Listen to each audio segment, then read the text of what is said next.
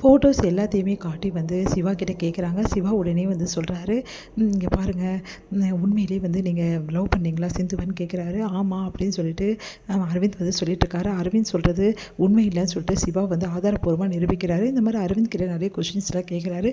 அதுக்கு அரவிந்த் முன்னுக்கு பின்ன முரணாக வந்து பதில் சொல்கிறதால அரவிந்த் வந்து வேணும்னே தான் இப்படிலாம் பண்ணியிருக்காரு அப்படின்ற விஷயத்தை வந்து ஆதாரத்தோடு நிரூபிக்கிறாரு நம்ம சிவா. அதை கேட்டு எல்லாருமே அதிர்ச்சி அடைகிறாங்க. அடுத்து வந்து இந்த மாதிரி சிவா இந்த மாதிரி ஆதாரத்தை நிரூபிச்சிட்டோன்னே உன்னை வந்து கேட்குறாங்க அரவிந்த் கிட்ட, அப்போது உங்களை யார் அனுப்பிச்சது, எதுக்காக இப்படிலாம் வந்து ஒரு பொண்ணு மேலே பழி போகிறீங்க அப்படின்னு கேட்டோம். அதை அவங்கள வந்து சும்மாவே விட மாட்டோம், இப்போவே கஸ்டடி எடுத்து விசாரிக்க சொல்கிறேன் போலீஸேனோன்னா அரவிந்த் ரொம்ப பயந்துடுறாரு. மேடம் என்னை விட்டுருங்க மேடம், நான் தெரியாமல் பண்ணிட்டேன், பணம் கொடுத்தாங்க அதான் நான் இப்படி பண்ணிட்டேன், உங்களுக்கு யார் பணம் கொடுத்தது அப்படின்னோடனே ஸ்னேகா பேரை சொல்லாமல் வந்து அவர் வந்து யாருன்னு தெரியாது மேடம் அப்படின்ற மாதிரி சொல்கிறாரு ஜட்ஜ்கிட்ட. இவரை விசாரிங்கன்னு சொல்லிட்டு அனுப்பிச்சிடுறாங்க. அடுத்து வந்து இங்கே என்ன பண்ணுறாங்க, சிவா கிட்ட கேட்குறாங்க, உங்களுக்கு வந்து உங்கள் ஒய்ஃப் கூட சேர்ந்து வாழ விருப்பமா அப்படின்னு சொல்லிட்டு கேட்குறாங்க. ஆமாம் மேடம், முழு சம்மதம் எனக்கு, நான் வந்து சிந்து கூட வாழ விரும்புகிறேன், அதனால் இந்த கல்யாணத்தை ரத்து பண்ணாதீங்கன்னு சொல்லிட்டு சிவா சொல்லிடுறாரு.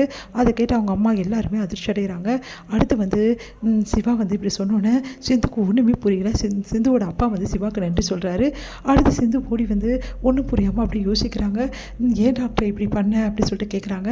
அதுக்கு சிவா வந்து எப்போ நீ வந்து உன்னோட தப்பை உணர்ந்து என்கிட்ட வந்து கேட்டியோ அப்போவே வந்து நான் உன்னை மன்னிச்சிட்டேன் சிந்து, அதனால தான் நான் இப்படி சொன்னேன்.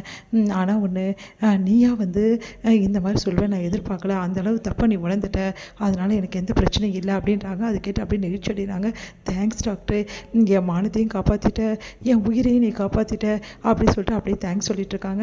இங்கே வந்து எல்லாருமே வந்து செமையாக வந்து பார்த்துட்டே இருக்காங்க. சிவா வந்து அவங்க பெரியம்மா, அதுக்கப்புறம் வந்து ஆறுமுகம், எல்லாருமே வந்து பைரவி எல்லாருமே வந்து சிவா வந்து பெருமையாக பேசிகிட்டு இருக்காங்க.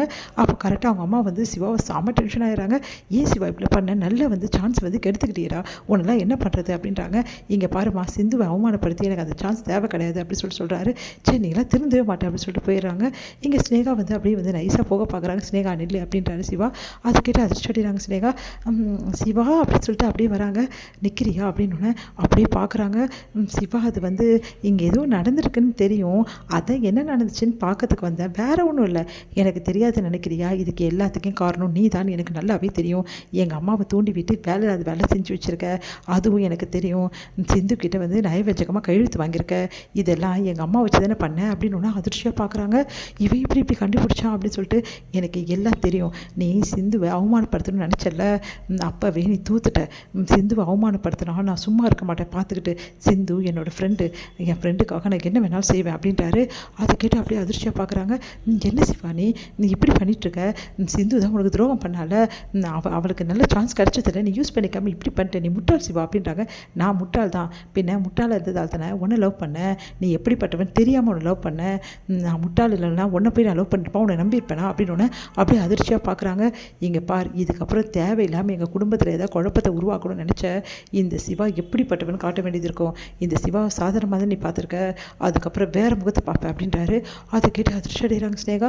சிவா அப்படின்னோடனே என் மூஞ்சிலே முடிக்காது, உன்னை பார்க்கவே எனக்கு அருவருப்பாக இருக்குது அப்படின்னு சொல்லிட்டு போகிறாரு. அதை கேட்டு அப்படியே வந்து டென்ஷன் ஆகிறாங்க ஸ்னேகா.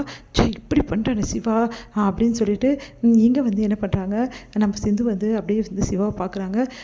டாக்டரே அப்படின்றாங்க. என்ன சிந்து அப்படின்னோடனே, என் மேலே உனக்கு கோவமே வராத டாக்டரே, நான் எவ்வளோ பெரிய தப்பு பண்ணியிருக்கேன், உனக்கு நல்ல சான்ஸ் கிடச்சிது டாக்டரே, ஏன் டாக்டரே இப்படிலாம் பண்ணேன் அப்படின்னோடனே, இங்கே பாரு சிந்து, உன்னை பழி வாங்கணும்னு நினச்சா நான் எப்போ பழி வாங்கியிருப்பேன், அந்த எண்ணம் எனக்கு இல்லவே இல்லை, நீயா உணர்ந்து நீ என்ன சொன்ன, உன் பிறந்த நாளுக்குள்ளே உன் மனசில் நான் வருவேன்னு சொன்னியா இல்லையா, சொன்னல, அதை நிறைவேற்றணும்னா டைம் இருக்குல்ல, ஆனால் அதுக்குள்ளேயும் உன்னை நான் கஷ்டப்படுத்தி அவமானப்படுத்தி அசிங்கப்படுத்தி இந்த வீட்டை விட்டு அனுப்பணும்னு எனக்கு எண்ணமே கிடையாது, அதை உன்னை யார் அவமானப்படுத்தினாலும் நான் பார்த்துன்னு சும்மா இருக்க மாட்டேன் சிந்து அப்படின்னு அப்படியே நெகிழ்ச்சிடேன். டாக்டரே சாரி டாக்டரே, இவ்வளோ நல்ல மனசு உனக்கு இருக்குது, உன்னை போய் நான் இப்படிலாம் பண்ணிட்டேனே அப்படின்னு சொல்லிட்டு மனசு கஷ்டப்படுறாங்க சிந்து.